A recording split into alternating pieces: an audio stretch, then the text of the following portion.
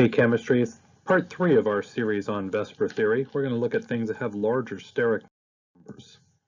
So remember that lone pairs repel more than bonded pairs. That's going to become a lot more important as we start looking at these atoms that have more than 4 steric numbers.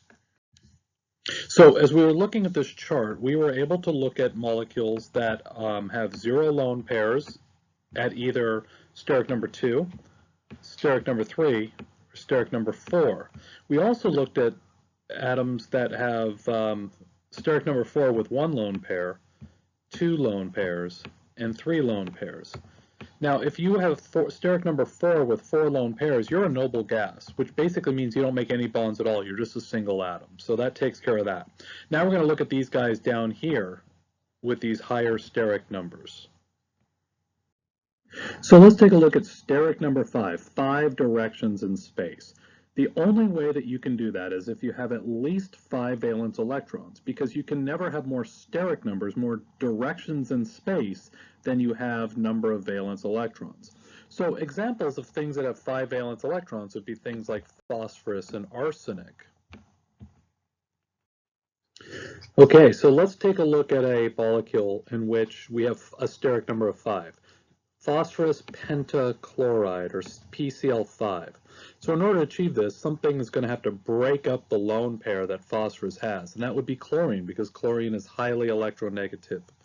So if this has a steric number of 5, I want you to try to visualize, what does 5 directions in 3-dimensional space look like? What are those angles? All right, so this is what we would draw here. We would have AX5 is its AX notation, the molecule PCl5, and this is what the AX drawing would look like, which is A in the middle for the phosphorus, and then the X's being the 5 chlorines. As you look at this, the angles would be 120 degrees along the plane, so these would be 120 degree angles. So that's 120, and that's 120, and that's 120. But 90 degrees top and bottom. So going along here, these would be 90 degree angles between the top ones and the bottom ones.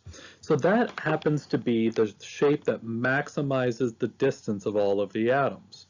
And so the name that we give this type of a molecule is trigonal bipyramidal. It's called this because you've got a triangle as a base, so that's your trigonal at those 120 degree angles. But then you have 2 pyramids. You have a pyramid going up from the base to the top, and a pyramid going down from the base to the bottom. So we call this trigonal bipyramidal because there's a base of a pyramid with a triangle a base of a triangle with a pyramid on top and a pyramid on the bottom.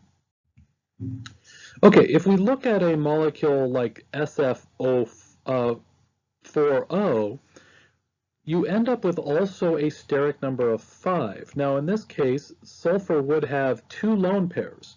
One of those lone pairs was broken up by the fluorines, and the other lone pair was broken up by the other fluorines. And then it made its 2 bonds with oxygen. And so, in this case, whenever you have a double bond, you lose a steric number. So sulfur would have 6 directions it could go, but because of the double bond, that 6 becomes 5. And you'll notice that its shape ends up being exactly the same. It's still AX5, in which you've got 120 degree angles between the fluorines and the oxygens, and then there's a fluorine top and bottom, and these are 90 degree angles. So same exact AX notation and shape, trigonal bipyramidal. All right, let's take a look at SF4, which is sulfur tetrafluoride. Sulfur tetrafluoride still has a steric number of 5, but it has a different AX notation. It's AX4E. And that's because sulfur would normally have 2 lone pairs, but one of them gets used with 2 fluorines, so that breaks up the lone pair because it's more electronegative.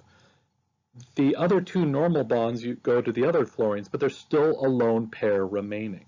So the question is, what do we do with that E, with that lone pair?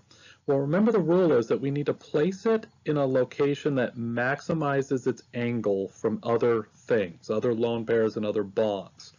So you're going to want to put it on the plane where the angles are 120 degrees and not up and down where the angles would only be 90 degrees. So we end up with something that looks like this, where here's your plane that's 120 degree angle there and there and there, and the E wants to be at 120 degrees, so it's going to be sitting up here. And then the 90 degree angles go linearly across like this. Now we're representing the E with this yellow color, that's your lone pair, and then the F's are the white ones. Now if we were to draw this shape without the E, and just show the shape of the molecule without the lone pairs, we'd end up like this. And that shape gets the very scientific name of seesaw. So the question is, why we call it a seesaw? Because if you imagine the seesaw having basically a base of two legs, that seesaw would be able to tilt back and forth, back and forth. So yes, the scientists do have a little bit of a sense of humor. This is called the seesaw. All right, let's take a look at, now we had phosphorus, we moved over to sulfur, now we're going to move over to chlorine, and we're going to look at a molecule of ClF3, or chlorine trifluoride. As it turns out, this one is still going to have a steric number of 5. It's going to have 3 bonds and 2 lone pairs. Now normally chlorine has 3 lone pairs, and chlorine can make 1 bond, but one of those lone pairs gets broken up and it results in 2 additional bonds, and now it has a steric number of 5. So where do those 2 lone pairs go when so remember, lone pairs want to go in the location that maximizes the angles. So we're going to put it on the plane that's 120 degrees. So this is its ax notation, this is its ax drawing, and here's your ball and stick model where the yellow ones are the lone pairs. If we were to ignore the lone pairs and just look at the shape of the molecule without the lone pairs, just where the bonds between atoms are, we end up with something that looks like this, which gives it the scientific name of the T-shaped molecule. So you can see why it ends up with that T shape. All right, so now we're going to move over again. What's after chlorine? Well, we're going to move over to one of the noble gases. So let's take a look at xenon. Xenon is a noble gas. Now I know what you're thinking, wait a minute, xenon is a noble gas, and noble gases don't make chemical bonds. Noble gases have full octets and they don't make bonds.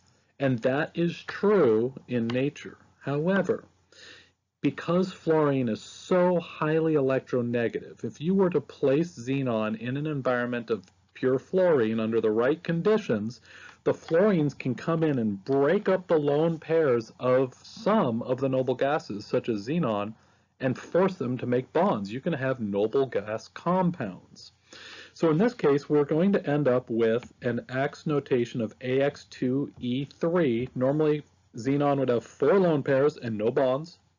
But if you break up one of those lone pairs, you get to form 2 bonds. And now we have a steric number of 5.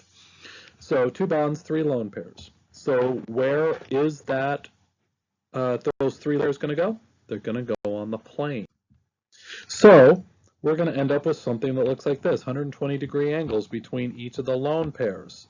The fluorines out on the ends. Take away those, and what shape are we going to form? We're going to end up with something that's linear. So if we have steric number 5 with 3 lone pairs, it's linear. All right, what about now 1 bond and 4 lone pairs? That would be steric number 5, if that were possible. The problem with this is noble gases have 4 lone pairs to start with. But in order to have 4 lone pairs plus a bond, you need to have 9 valence electrons. And there are no atoms with 9 valence electrons, so this is not possible. Once you get to the noble gas, that's the end of the road. And so you can't have an ax notation of AXE4. It's just not possible.